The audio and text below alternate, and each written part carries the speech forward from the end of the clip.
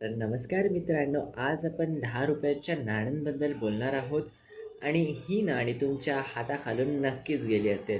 तर चला बघूया कोणती अशी नाणी आहे आणि ह्या नाण्यांचं काय किंमत आहे या व्हिडिओमध्ये आपण बघणार आहोत. चला कमोडेटिव्ह कॉइन्स आपण बघूया. तर सगळ्यात पहिले आपण बघू शकतो की 60 years of the parliament of India ह्या सिक्क्यांबद्दल. तर हे सिक्के जे बनले होते ते 2012 मध्ये बनले होते. त्याचं जे वजन आहे ते 7.71 ग्राम आहे आणि 10 रुपयाची जे काही नाणी आहे ह्या सर्वांचं जे धातू आहे ते सेम आणि जे मेटल आहे धातू आहे ते सेम राहणार आणि जी त्याची वजन आहे ते ही सेम राहणार. आता पुढून जेही आपण कॉईनबद्दल बोलणार आहोत त्या सर्व कॉईनचे हे सेमच राहणार आहे. तर भारताच्या 4ही टाकसांमध्ये हे बनवण्यात आले होतं. बॉम्बे, कलकत्ता, हैदराबाद आणि नोएडा मिंटमध्ये. मुंबई मिंटचे सिक्के कॉमन कॅटेगरीमध्ये येतात आणि जे 3 टाकसाळ आहे ते स्क्वेअर कॅटेगरीमध्ये येतात.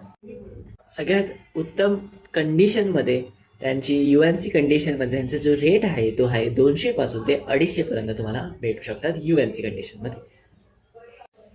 पुढचं नाणे आहे ते 60 इयर्स ऑफ कोर बोर्ड.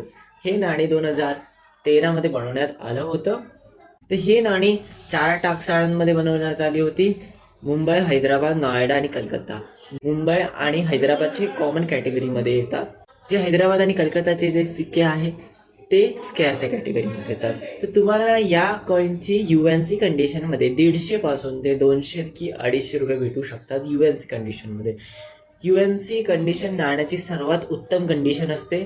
त्याच्यामध्ये तो पूर्ण नीट खूप चकाकतो असा, जसं की आताच त्याला फॅक्टरीमधून बनवण्यात आला आहे. अशा कॉईनची किंमत सगळ्यात जास्त असते. तर अशा कॉईनची किंमत असते 150 पासून ते 200 की 250 रुपये. ठीक आहे. तर हे कॉईन प्रत्येक कलेक्टरवर पण डिपेंड असतं.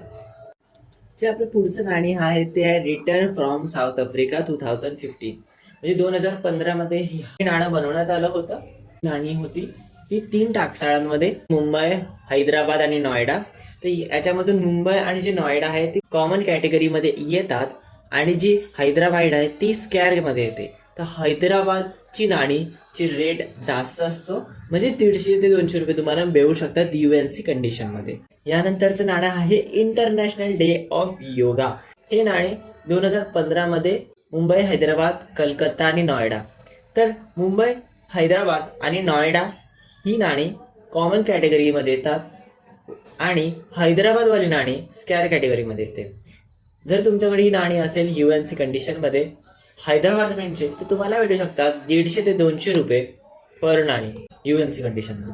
तर ह्यानंतरचं नाणं आहे काशी हिंदू विश्वालय, म्हणजे बनारस हिंदू युनिव्हर्सिटी. ही नाणी 2016 मध्ये बनवण्यात आली होती आणि हे भारताच्या 2 टाकसाळांमधून निर्मित करण्यात आली होती.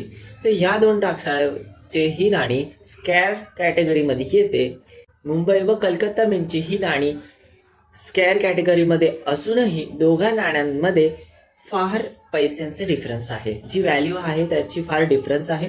मुंबईचा तुम्हाला UNC कंडिशनमध्ये 100 रुपयेपर्यंत, 100 ते 150 रुपयेपर्यंत भेटू शकतात. पण जो कलकत्ता मिंटचा हा कॉईन तुम्हाला 500 ते 550 रुपयेपर्यंत तुम्हाला ह्याची भेटू शकते UNC कंडिशनमध्ये.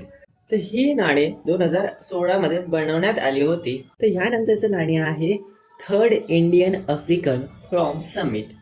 तर ही नाणी जी बनवण्यात आली 2015 मध्ये ही नाणी बनवण्यात आली होती. बॉम्बे व हैदराबाद टाकसाळांमध्ये ही नाणी बनवण्यात आली होती. तर मुंबईमधला हा कॉईन कॉमन कॅटेगरीमध्ये येतो, पण हैदराबाद मिंटचा हा कॉईन स्क्वेअर कॉईनच्या कॅटेगरीमध्ये येतो. तर हैदराबाद मिंटच्या हा कॉईनची व्हॅल्यू आहे 150 ते 200 रुपये तुम्हाला भेटू शकतात UNC कंडिशनमध्ये.